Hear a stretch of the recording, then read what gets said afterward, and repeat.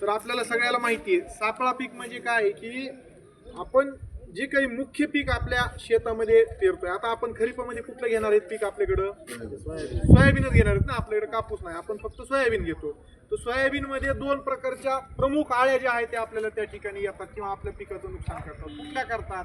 तर एक जी आहे ते स्पोडोप्टेरा ल्युटेरा, तंबाखूची पानं खाणारी आळी, आणि दुसरी जी आहे टिपकी टिपकी असलेली, आणि दुसरी जी आहे ती आपल्या हरभऱ्यामध्ये घाटे खाणारी आळी आहे ना, ती एक आळी सुद्धा आपल्या सोयाबीनमध्ये येते. तर ह्या दोन्ही आळ्यांचं जर व्यवस्थापन आपल्याला करायचं असेल किंवा आपल्या सोयाबीनकडे त्यांना जर येऊ द्यायचं नसेल तर त्या ठिकाणी आपण सापळा पिकाची लागवड करणं गरजेचं. ती कोणती पिकं आहेत?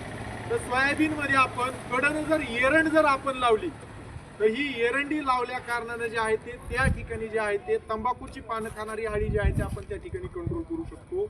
आणि झेंडू जर आपण लावला आपल्या सोयाबीन मध्ये जरी लावला किंवा सोयाबीनच्या कडनं जरी आपण झेंडू पिकाची जर लागवड त्या ठिकाणी केली तर ही जी काही घाटे आळी जी काही येते किंवा शेंगा खाणारी आपण सोयाबीन मध्ये तिला आळी म्हणतो, तर ती आळी जी आहे ते त्या ठिकाणी झेंडूवर जे आहे ते अटॅक करेल आणि इकडे आपलं सापळा पीक म्हणून ते काम करेल आणि या माध्यमातून आपल्या सोयाबीन पिकाचं जे आहे ते त्या ठिकाणी संरक्षण होणार आहे.